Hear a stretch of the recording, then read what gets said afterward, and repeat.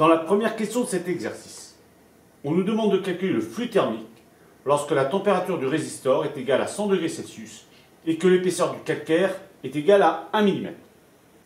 Donc, on va partir de la relation que l'on a ici, RTH, qui est égale à l'épaisseur fois lambda, où lambda est la conductivité thermique du calcaire, fois la surface donc, de notre résistor. Donc nous allons faire l'application numérique. RTH égale, donc E qui est égal à 1 fois 10 puissance moins 3, divisé par lambda, qui vaut 0,2, fois la surface ici, 0,10, qui est bien sûr en mètres carrés. Ce qui nous donne une valeur de 0,05 Kelvin par watt. D'après le cours, le flux thermique phi est égal à delta T divisé par la résistance thermique, ou delta T, l'écart de température. Donc on va faire ici l'application numérique également. Donc phi, ici, delta T, on a bien une température initiale de 60 degrés Celsius et une température finale du résistor de 100 degrés.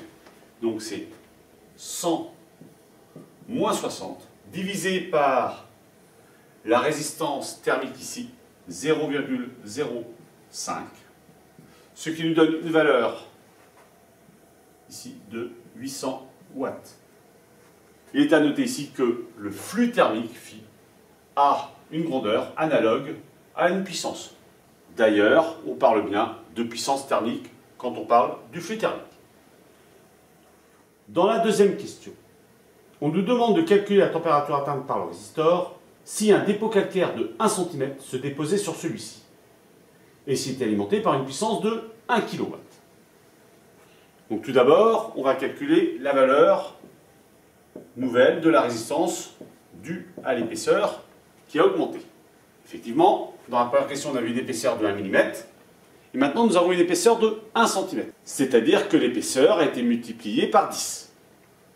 Si l'épaisseur est multipliée par 10, on voit bien que la valeur de la résistance va être également multipliée par 10. Donc RTH devait être égal à 10 fois RTH, c'est-à-dire que ça donne numériquement 0,05 fois 10, c'est-à-dire 0,50 Kelvin par watt. On a vu dans la question précédente également que la valeur du flux, que je vais appeler 2, est égale à l'écart de température delta T2 et c'est divisé par la résistance thermique RTH2. On peut écrire ceci de la manière suivante, que delta T2 est égal à phi 2 fois RTH2. Donc nous allons faire maintenant l'application numérique pour trouver delta T2.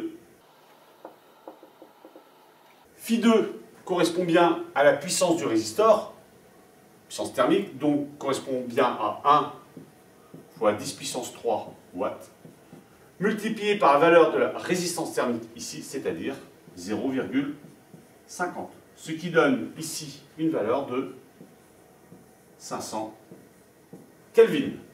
Cet écart de température peut également s'écrire comme 500 degrés Celsius. Comme delta T2, c'est égal à la température du résistor que j'appelle 2, moins la température θ de l'eau, ça donne bien ici que la température du résistor, c'est bien delta T2 plus θO. Et on obtient alors ici une valeur de 560 degrés Celsius. Donc qui est la température finale de ma résistance avec une épaisseur de 1 cm. On voit que cette température est nettement supérieure par rapport à la température de 100 degrés qui était indiquée pour une épaisseur seulement de 1 mm.